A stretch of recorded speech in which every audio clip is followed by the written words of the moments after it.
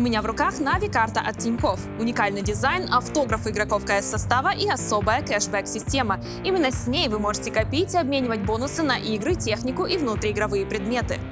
Создай свою Нави-карту от Тинькофф. Всем привет, дорогие друзья! Вы на канале Нави Dota 2. Я знаю, что мы не часто вас балуем видео на этом канале последнее время, однако все изменилось. Кто-то скажет, что наступила новая эра, другие же более скептически отнесутся ко всему происходящему в Нави. Однако мы сегодня проведем один день с новым составом Dota 2. Немножко ближе познакомим вас с ребятами, поболтаем о их последних новостях. В общем, я желаю вам приятного просмотра. Поехали!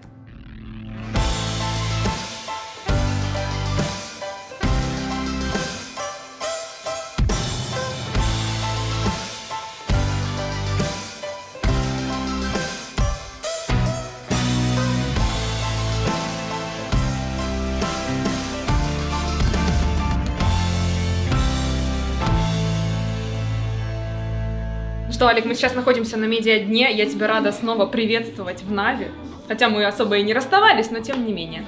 Расскажи, как прошло это время для тебя вот с нашей последней встречи, с буткемпа?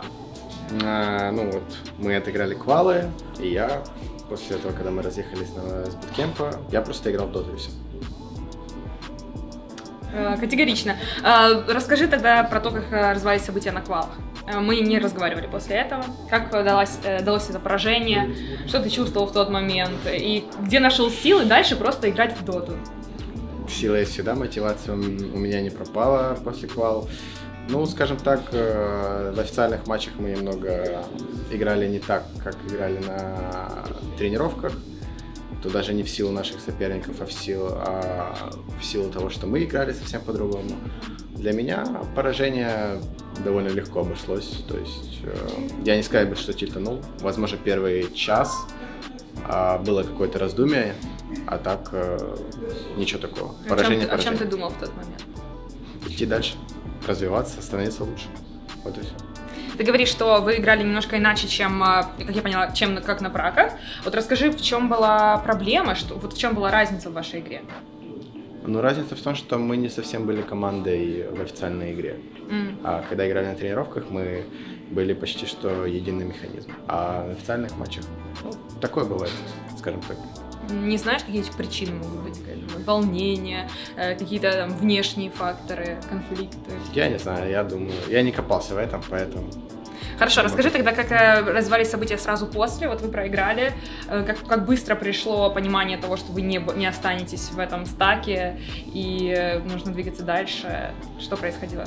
Ну, скорее всего, я знал, что Акбар уйдет, это было, наверное, всем очевидно, что, скорее всего, не будет в составе, а по другим как-то само просто пришло. Я бы не сказал, что мы прям понимали все, состав будет меняться. Были ли какие-то, в общем, на какой ноте вы расстались? Были ли какие-то конфликты, недоговорки?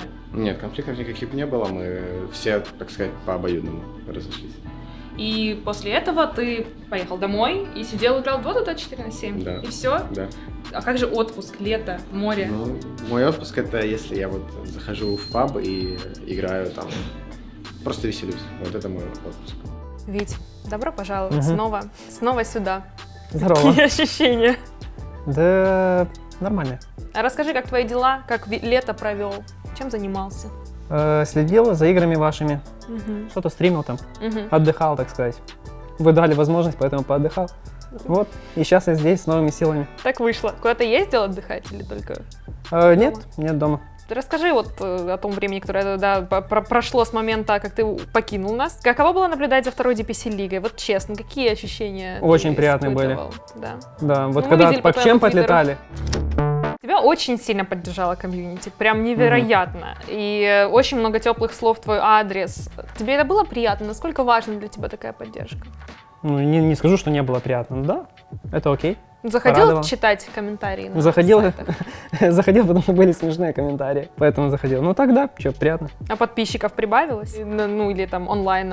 Когда выпустил видео, в Инстаграме прибавилось, да, много. Может, 8 тысяч или 7 за один день. И я не задавался целью там что-то набрать. Ну так запускал стрим, смотрели поначалу 2000, потом 3-4. Может, сейчас доходит до 5. Ну, скучал вот в это время по competitive доте? Скучал ли? Было желание ворваться? Есть желание сыграть на интернешнале?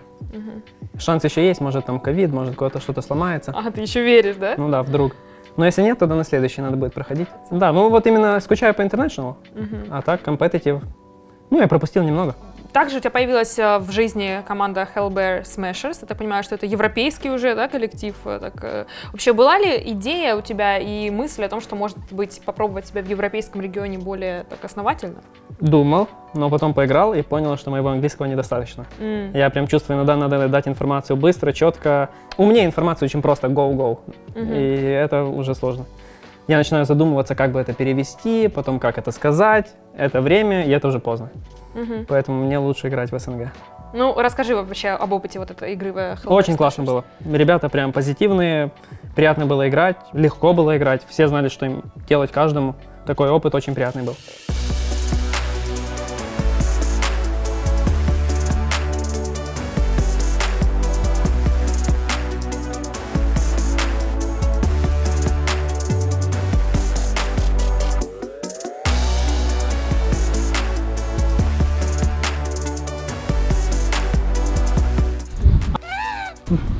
А это не вставят, да?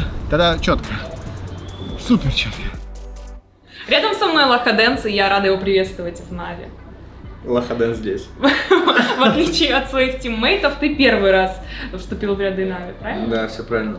Ну, поэтому я тебя поздравляю с этим событием. Надеюсь, что оно принесет и тебе успех и удачу. И Да, я нам так заодно. рад. Это так искренне. Да, давай поговорим о твоей жизни. Илья, год без доты. Так ты провел это длительное время без любимой игры? Прекрасно. Прекрасно, Это замечательно. был лучший год моей жизни. Чем ты занимался? Учил английский, О, играл в покер, научился водить, приобрел новых друзей, прекрасно проводил время, гулял на улице, дышал свежим воздухом.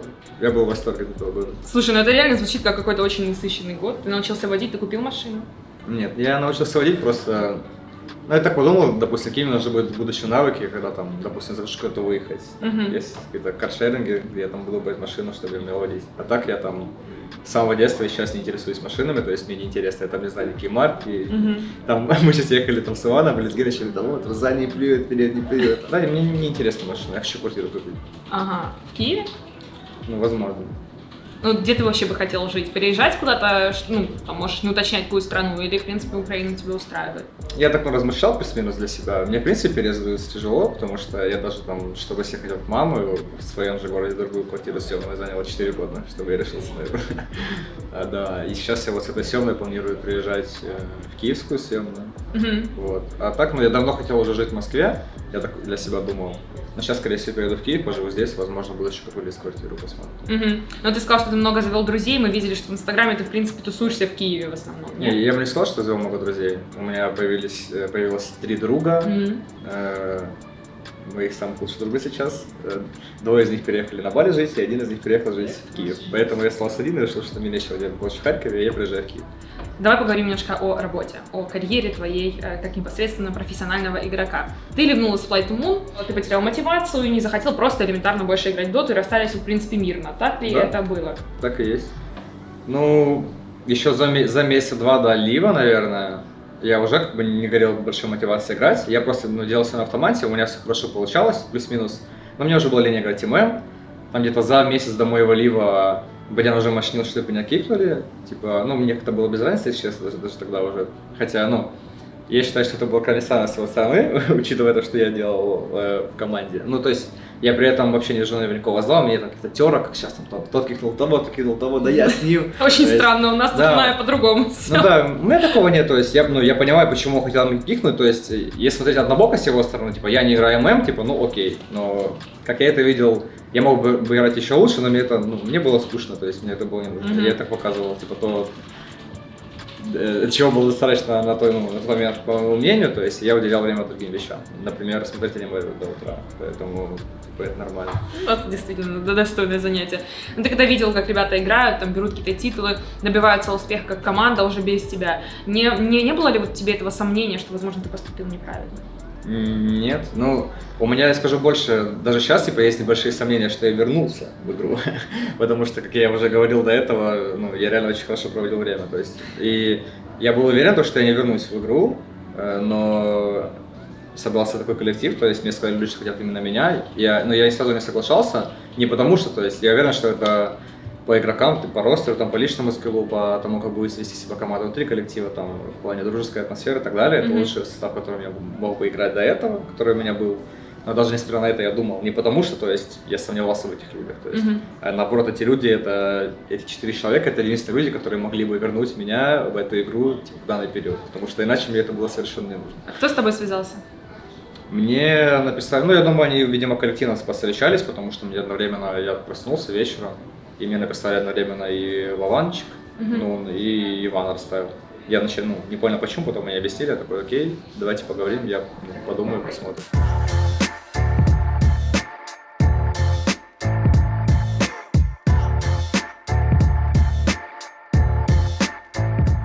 Следующий этап — новый состав.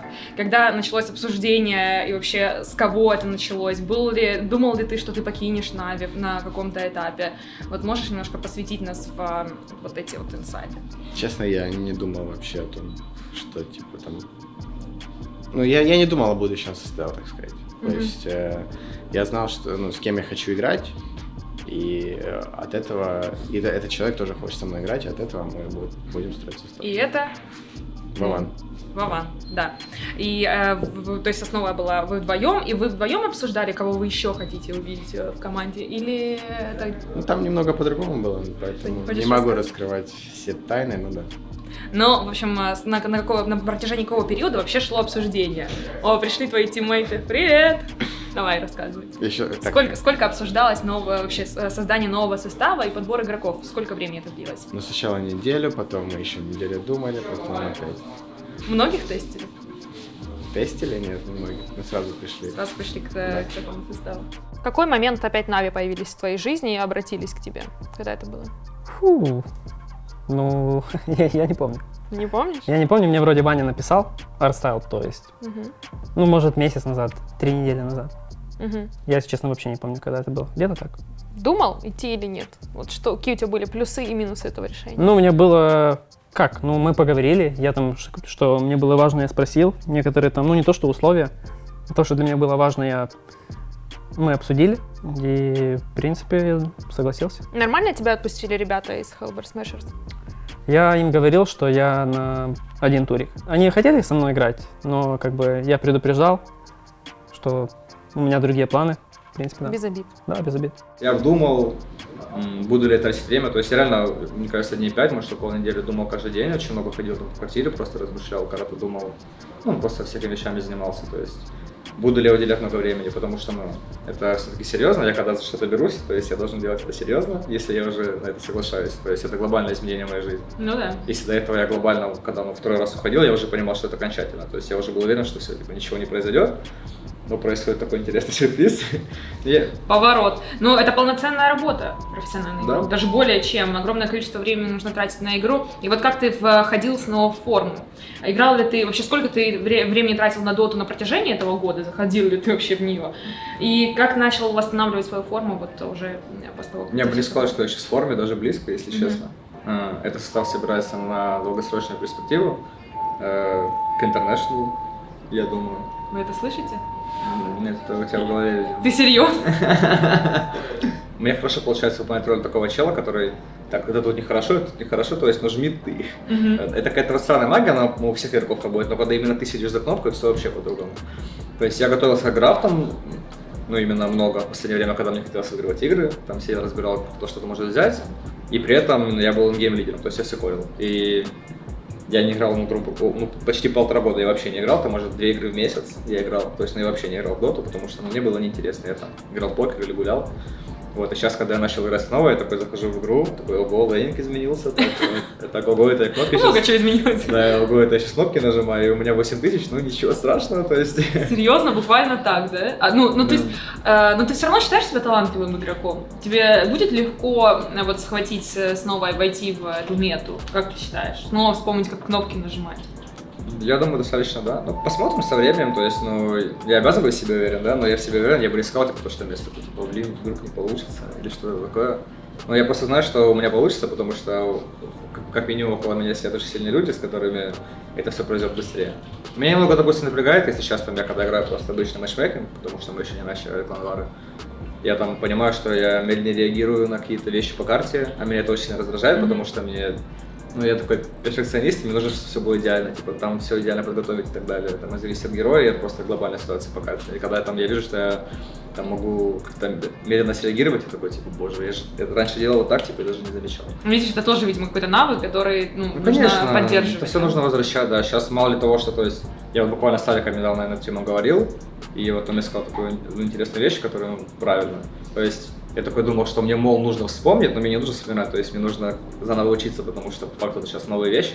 И, сейчас почему меня взяли в команду вообще, не потому что там, допустим, как иногда бывает, когда человек хорошо выступает, такой, ага, давай у нас этот парень на позиции проседает, мы его возьмем, типа, лучше заиграем. Это сейчас реально больше собрался состав, типа, каких-то, мне кажется, человеческим качеством. Все понимают, как все будут общаться там, разбирать какие-то реплеи, общаться внутри игры, вне игры, то есть.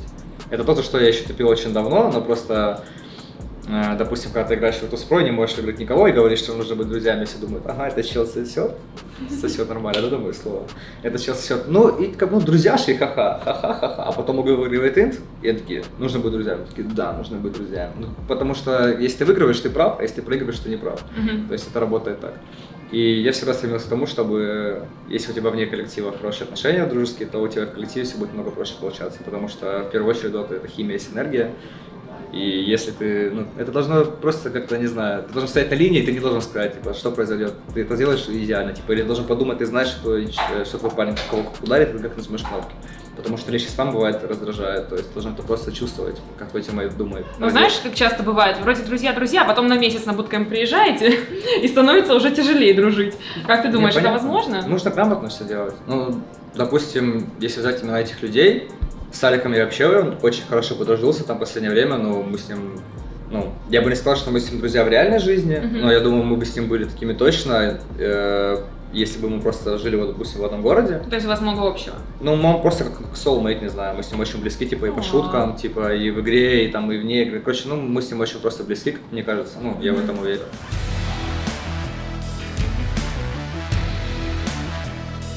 It was at this moment that he knew he fucked up.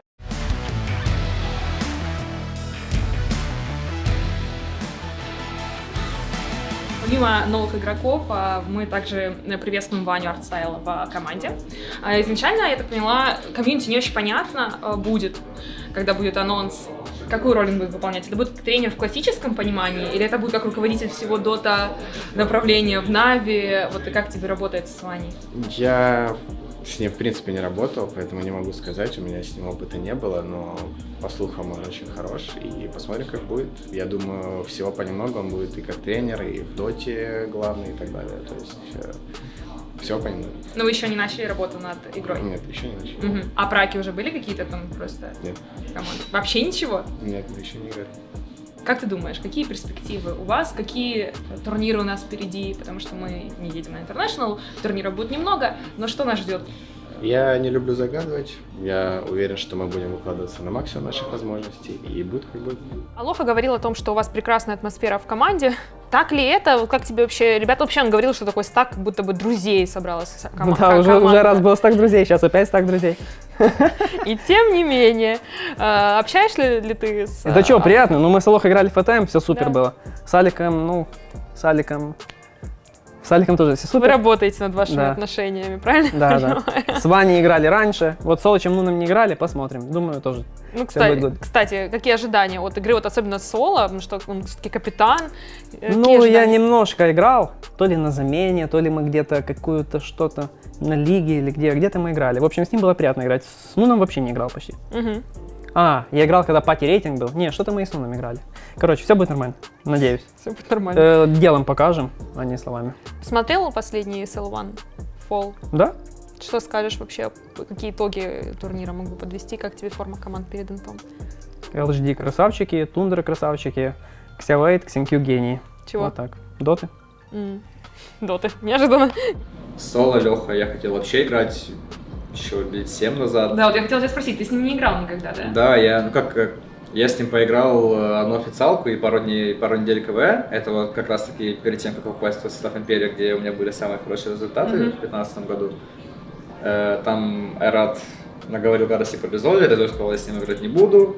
Меня взяли на тест мид, потому что я был мидером с хорошими результатами. Мы проиграли Кланвару, кстати, я там хорошо себя даже показывал. Потом пришла первая официалка, мы ее слили без шансов. И Леха сказал, что он ливает. И после этого мы с ним так и не играли. Вот. Но я все время очень хотел с ним поиграть. Там были, скажем так, свои факторы, почему этого не происходило. Где-то мое поведение на публике, которое многих людей пугало, думали, что типа что за ненормальный школьник бегает на просторах. Вот. Ну, короче, были свои факторы, сейчас так получилось. И... Всему свое время. Да, я вот тоже так всегда говорю. То есть, Поэтому сейчас звезды сошлись, мы таким образом. Да, значит, все получится. Ну классно, ну на этой ноте прекрасно мы закончим. Спасибо. Спасибо.